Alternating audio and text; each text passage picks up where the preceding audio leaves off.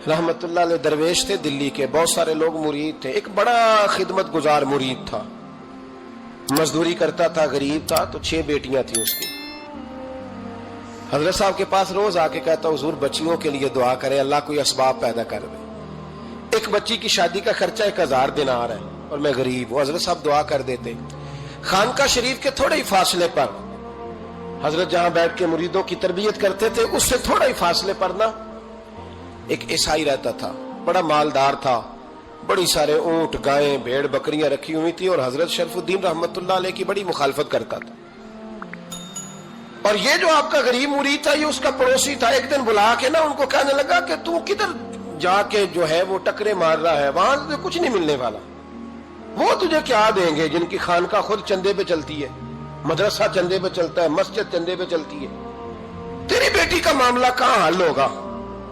तो उस दरवेश ने कहा कि तू मेरे पीर को नहीं जानता, तू अजय मेरा महबूब नहीं डिठा, तो पता नहीं ना, तू इस रास्ते का मुसाफिर नहीं, तू नहीं जानता। उनका बस चले ना तो वो हर कीमत में मेरी बेटियों की शादी करा दे।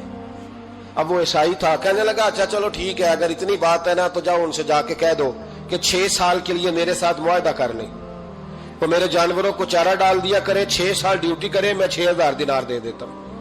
वो मेरे साथ 6 साल मेरे जानवरों को चारा डाले, रखते हैं ना आप चारा डालने के लिए एडवांस पैसे दे के। अब तो लोग उन्हें भी गुलाम ही बना लेते हैं, बड़ी थोड़ी तनख्वाह देते हैं, जुल्म करते हैं, पूरा मुआवजा नहीं देते। हजरत शेख शरफुद्दीन के बारे में वो कहने लगा, जब अपने पीर से जाके कह के मेरे जानवरों को 6 साल चारा डाले, मैं 6000 दे देता हूं, तू जो कहता है हर कीमत पे जाने को तैयार है। उसने जब ये बात की तो मुरीद ने नाराज हो गया, वो लड़ाई हो गई, गिरबान पकड़ लिया, झगड़ा हुआ, बात बड़ी दूर गई। इस तरह की बात करता मेरे हजरत के बारे में, तेरे जैसे कई मैं वहां काम पे रखा दूं। जब वो बड़ी बहस हुई, बात मोहल्ले में, इलाके में फैल गई, दुनिया ने सुन ली, तो शेख शरफुद्दीन तक भी पहुंच गई। इस तरह झगड़ा हुआ है। लोग सो गए इशा की नमाज के बाद। हजरत साहब ने ना सर पे कपड़ा लिया, उस ईसाई के दरवाजे पे दस्तक दी, वो बाहर आया, फरमाने लगे लोग तो सोच समझ के मुलाजम रखते हैं, तूने भी तो सोच ही लिया होगा, तभी तो मुझे ऑफर की है। तू अपनी ऑफर पे कायम है? वाकई मुझे रख लेगा और 6000 दिनार दे देगा? कहने लगा जा बाबा काम कर अपना। फरमाया नहीं, तूने इतने लोगों में बात की, इतनी बहस हुई, तो कायम है? कहने लगा मैं तो कायम हूं, पर आपने नहीं कायम रहना। फरमाया मैं सोच समझ के आया हूं। उसने कहा आप ड्यूटी करेंगे, भैंसों को चारा डालेंगे? फरमाया एक शर्त, बस जब अजान हो जाए ना तो मुझे रब की नमाज पढ़ने की इजाजत दे देना, बाकी सुबह शाम जो तू कहेगा। अगर उस गरीब की बेटियां ब्याही जाए तो मुझे और क्या चाहिए? उसकी 6 बेटियों का बोझ है उसके सर पे, तू मुझे रख ले। अल्लाह अकबर।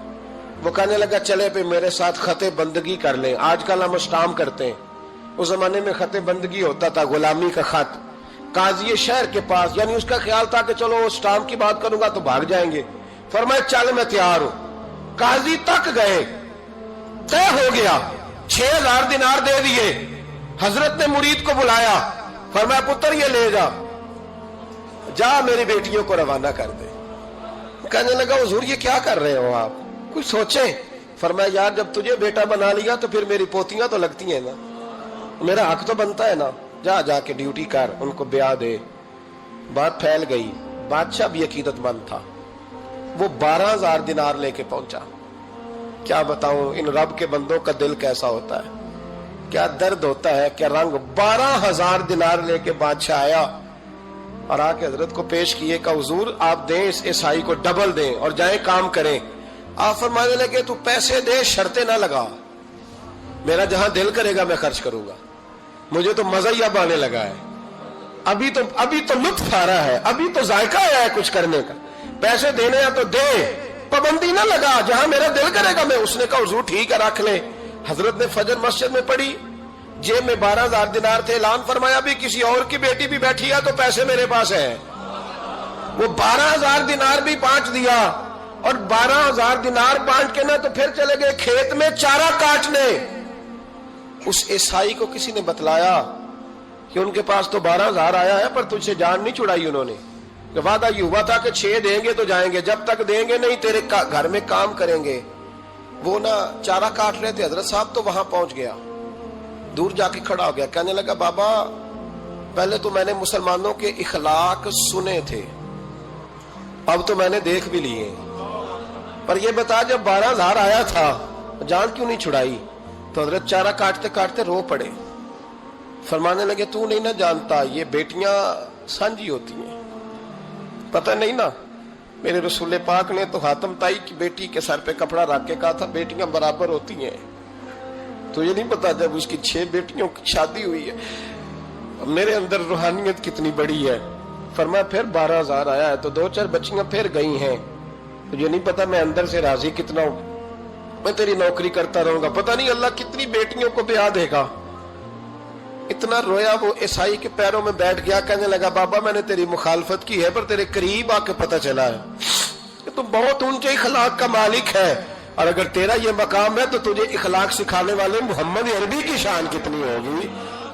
ظالم کی بولیے جاتے نہیں لوگ جھوٹے گواہ بن کے، وکیل صاحب کو نہیں پتا ہوتا کہ یہ بندہ مجرم ہے جو میرے پاس آیا، کیا مجرموں کے وکیل نہیں ہوتے؟ بولے تو اس کو پتہ نہیں ہوتا وکیل صاحب کو کہ یہ صاحب مجرم ہے، میرے پاس مقدمہ لے کے آئے، اور اگر بے ادبی نہ ہو جائے تو میرا خیال ہے قاضی عدالت کو بھی پتا ہوتا ہے کہ مجرم کون ہے اور مظلوم۔ میرے نبی پاک صلی اللہ علیہ وسلم نے اس قدر زیادہ سختی فرمائی اس مسئلے میں، فرمایا جس کو پتا تھا کہ فلاں آدمی ظالم ہے، ظلم کر رہا، پھر وہ ظالم کا گواہ بنا یا اس نے ظالم کی مدد کی، کتنی کی؟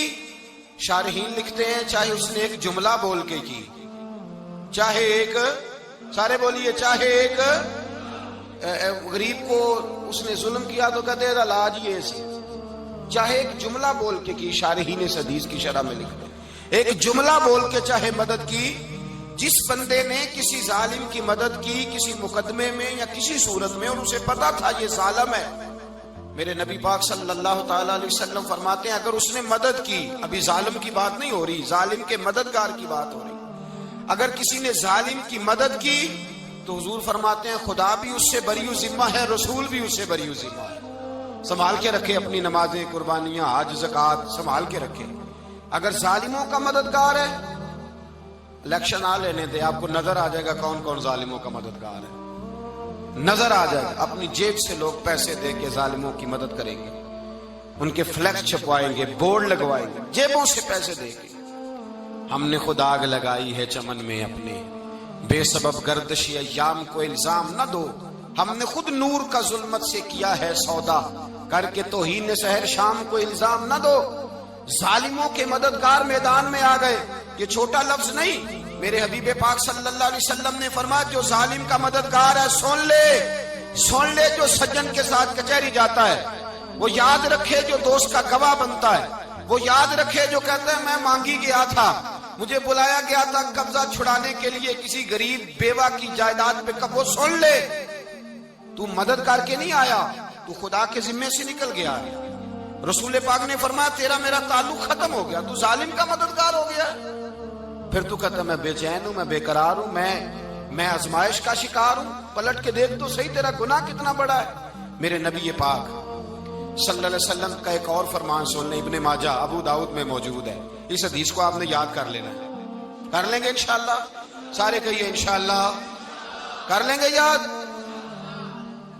حضور صلی اللہ علیہ وسلم نے فرمایا اگر تو ظالم کی مدد کرے گا نا، یہ لفظ دل کی تختی پہ لکھ لینا، یہ مکافات عمل ہے، مکافات عمل دنیا، ادھر کرو گے تو ادھر بھرو گے۔ فرمایا اگر تو کسی ظالم کی مدد کرے گا، سن لے حضور کا فرمان ہے، اگر تو ابن ماجہ ابو داؤد سیاہ میں موجود ہے، فرمایا اگر تو کسی ظالم کی مدد کرے گا تو رب تعالیٰ مرنے سے پہلے پہلے تیرے اوپر بھی ظالم کو مسلط کر دے گا، تیرے اوپر بھی ایک دفعہ ظلم ضرور ہوگا اگر تو ظالم کی، وہ کسی صورت میں بھی ہو سکتا ہے، کسی صورت میں بھی، تیرا بیٹا ہی اٹھ کے ظلم کر دے گا، تو الجھ جائے گا، کسی نہ کسی جگہ تیرے لیے تباہی کا سامان ہوگا، تیرے اوپر ظلم ہوگا، اس لیے کہ تو ظالموں کا مددگار ہے۔ چاہیے یہ تھا کہ تو مظلوم کی مدد کرتا، انسانی ایمانی یقین کا فریضہ سر انجام دیتا، تو ظالموں کا مددگار ہو گیا۔ ٹٹول کے دیکھ لیں، رزلٹ نکال کے دیکھ لیں، ہمارے زمانے میں ظالموں کے مددگار زیادہ ہیں، اتنی لمبی زبانیں نکال کے ظالموں کی مدد کرتے ہیں، بڑے بڑے کالم نویس اللہ نے انہیں قدرت دی لکھنے کی، تو اپنا قلم ظالموں کی مدد میں خرچ کرتے ہیں۔ وہ لوگ جن کو اللہ تبارک و تعالیٰ نے قدرت دی، ہمت دی، طاقت دی، کچھ لوگ ان کے حلقہ احباب میں، وہ اپنے لوگوں کو استعمال کر کے ظالموں کی مدد کرتے ہیں، ظالموں کی مدد کرتے ہیں۔ میرے نبی کریم سید عالم نور مجسم صلی اللہ علیہ وسلم نے فرمایا، اگر تو نے ظالم کی مدد کی تو جب تک تو توبہ نہیں کرے گا رب تجھ سے ناراض ہی رہے گا۔ اللہ تجھ سے، او بھائی جس سے رب بھی ناراض ہو گیا، نہ کھانا نہ پینا نہ سونا نہ جاگنا نہ نیند، پھر تیری ہر چیز تیرے لیے آزمائش ہو جائے گی، پھر تیرا سایہ بھی تیرے لیے خوف کا سامان بنے گا، پھر زندگی جیتی جاگتی لاش بن جائے گی، تو اپنے کندھوں پر اپنی میت اٹھائے پھرے گا جب تو ظالم کا مددگار ہوگا۔ اور نبی پاک صلی اللہ علیہ وسلم نے فرمایا ظالموں کا مددگار بھی ظالم ہوتا ہے، ظالموں کا مددگار بھی، سارے بولے ظالموں کا مددگار بھی نہیں، کو نہیں، آپ سارے نہیں بولے، ایک دفعہ بولے ظالموں کا مددگار بھی، پکی بات ہے، ظالموں کا مددگار بھی۔ اللہ اکبر، جس کا یارانہ ہو، جس کا دوستانہ ہو، جو کہے میں نے نا اس کو اوکھے ویلے کے لیے ظالم کو یاد رکھا ہوا ہے۔ کبھی مشکل میں رکھے نہیں ہوئے لوگوں نے ظالم دوست، کہتے میں نے رکھے ہوئے ہیں، بلکہ ہمارے دیہات میں تو کہتے ہیں میں نے بازو بنائے ہوئے ہیں۔ کس کو بازو بنا لیا؟ ظالم بھی کبھی بازو ہوتا ہے، جو ظلم کی تلوار لیے میدان میں کھڑا ہے۔ قارون، حامان، فرعون، نمرود کا حال نہیں لوگوں نے دیکھا؟ اپنے زمانے میں آپ نے کتنے لوگ نہیں دیکھے جن کے سائے سے، آواز سے لوگ کانپتے تھے؟ پھر پولیس کی گاڑیوں میں وہ اس طرح مردہ پڑے کہ دنیا نے تماشا دیکھا ان کا۔ یہ رنگ ہم نے دیکھے نہیں اپنے آنکھوں سے۔ فرمایا ظالم کا مددگار بھی، جو کار میں بٹھا کے لے کے گیا وہ بھی ظالم، جس نے چائے پلائی وہ بھی، جس شخص نے کھانا کھلایا وہ بھی، جو کچہری تک ساتھ گیا وہ بھی، جس نے فلیکس کے نیچے، بڑے شرابی کے نیچے چھوٹی اپنی فوٹو لگائی وہ بھی، جو ووٹ کی پرچی ڈالنے گیا وہ بھی۔ کہہ دینا باہر نکل کے کہ حضرت صاحب نے سیاسی تقریر کی ہے، کہہ دینا، پر بات تو سچی ہے نا۔ خو کرے ہم تو سے تھوڑا سا گلا بھی سن لے، خو کرے ہم تو سے تھوڑا سا بھی گلا۔ امام مالک کے پاس ایک بندہ آیا، اس نے کہا حضور میں درزی ہوں، ایک ظالم بادشاہ مجھ سے کپڑے سلواتا ہے، میں تو ظالموں کا مددگار نہیں نا۔ ایک ظالم بادشاہ مجھ سے، حضور میں تو مددگار نہیں نا ظالموں کا، جو فرمایا ظالموں کا مددگار بھی ظالم ہوتا ہے، تو کپڑے لے کے آتا ہے میں سی کے دے دیتا ہوں، ذمہ داری نہیں۔ یہ ایک آدمی دکاندار ہے، اس سے کوئی بندہ چیز خریدنے آئے گا تو تھوڑی کہے گا میں نے نہیں دینی، تو دے گا۔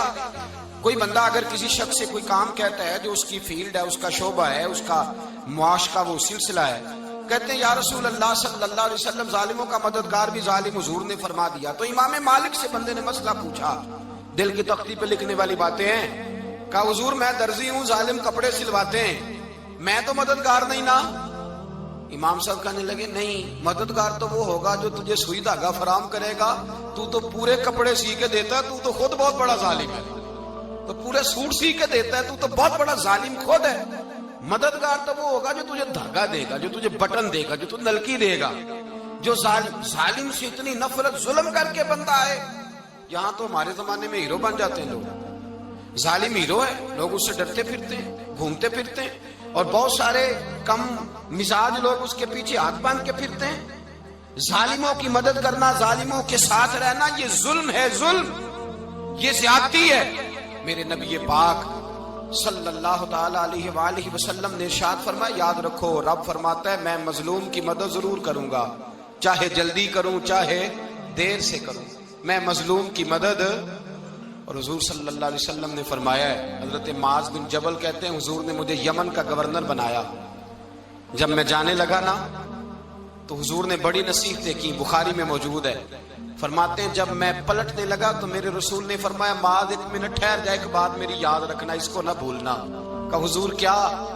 فرمایا دیکھنا کسی پہ ظلم نہ کر بیٹھنا، کہیں تجھ سے زیادتی نہ ہو جائے۔ محبوبہ پھر حضور نے فرمایا سن میرے معاذ، میں تجھے گورنر بنا رہا ہوں، زیادتی نہ کر بیٹھنا۔ یا رسول اللہ صلی اللہ علیہ وسلم کیا ہوتا ہے؟ تو میرے کریم نے فرمایا جب مظلوم دعا کے لیے ہاتھ اٹھاتا ہے تو عرش کا مالک کہتا ہے فرشتوں پیچھے ہٹ جاؤ، عرش کا مالک کہتا ہے فرشتوں پیچھے ہٹ جاؤ۔